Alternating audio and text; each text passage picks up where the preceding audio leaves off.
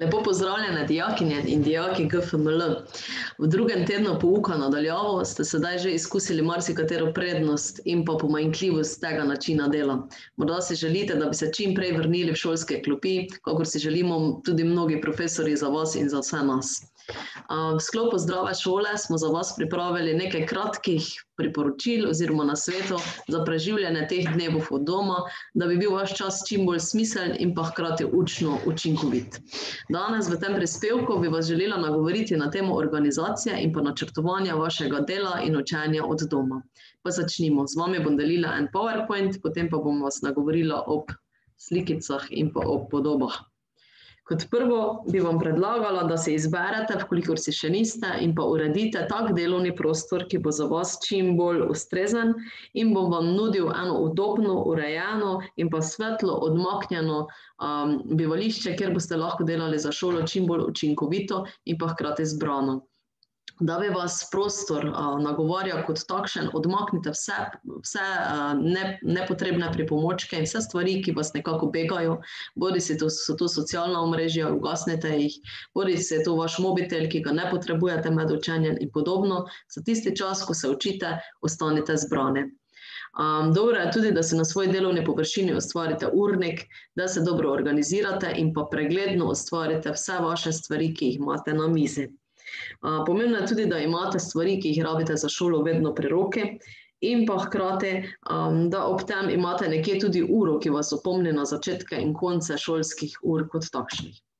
Naslednji predlog oziroma namig za organizacijo je vaša dnevna rutina. Rutino potrebujemo ljudje predvsem zato, da se počutimo varne in pa da se počutimo normalno kot takšno.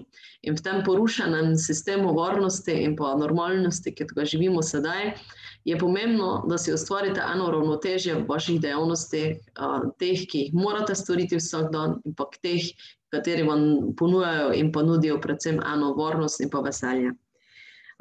Predlagam vam, da vstanete zgodaj, opravite svojo jutranjo rutino, pripravite si okusen in dober zajtrk in telovadite, se razgibate ali kakorkoli razmigate in pa potem delate v skladu s svojo notranjo uro, vkolikor je seveda ta usklajena z vašim urnikom šolskim kot takšnim.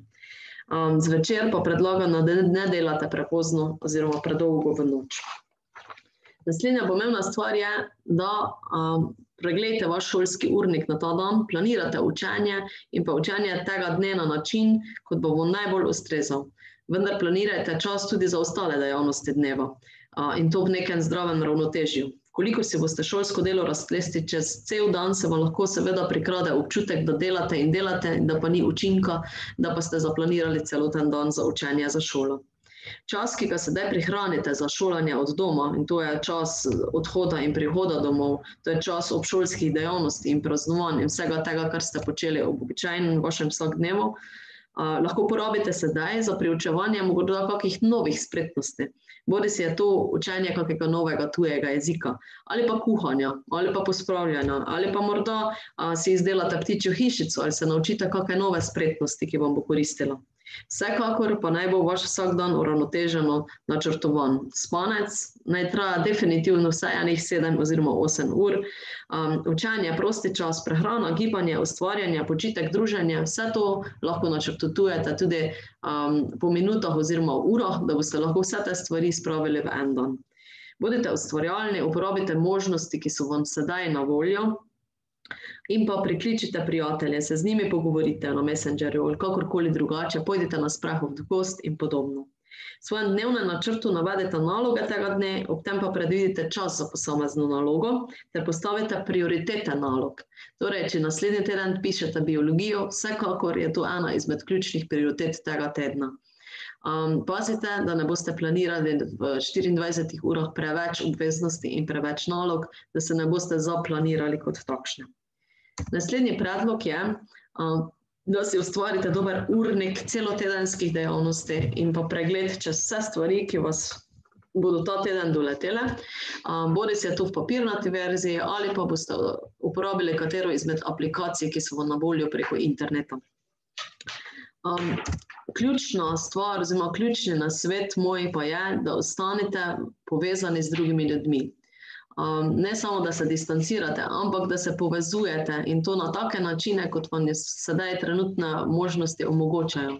Bodisi boste pa klepetali z njimi v klepetalnicah, bodite pišite kakšne maile, pišite ročno pismo, pokličite koga, videoklic in podobno, vse, kar vam je na razpolago, vendar ostanite v stiku z drugimi ljudmi. Povezujte se tudi s člani svoje družine, pogovarjate se o vaših skrbeh, o vsem, kar se dogaja z vami, o vaših čustvih.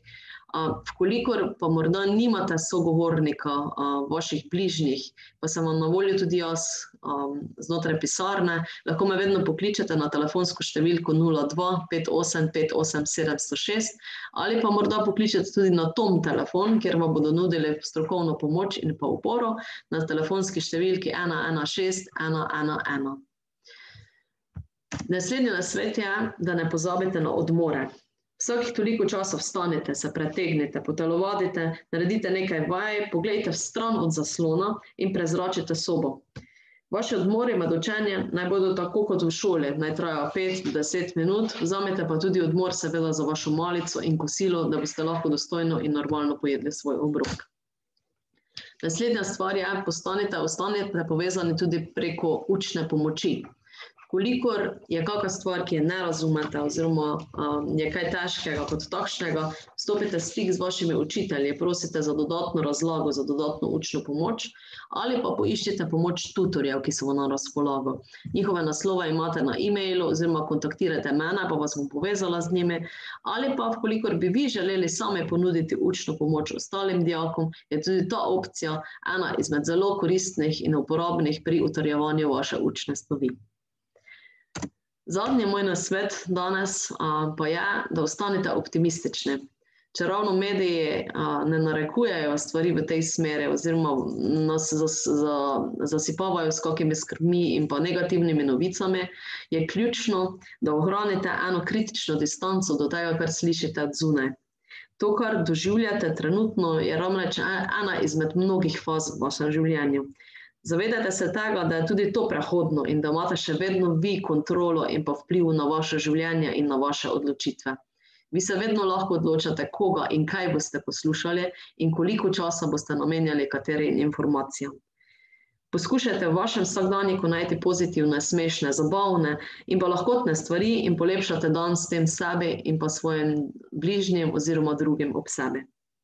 Kolikor pa so vaše misli in vaš vsakdanjik težke in ne morete oziroma ne zmorete živeti s tem, so vam na voljo vsekakor psihološke svetovalnice, ki delujejo online, ali pa pokličite morda kakega prijatelja, kakega sorodnika, mene v svetovalno službo ali koga drugega. Ostanite zdravi, polni mladostne energije in se vidimo. Nasvidenje!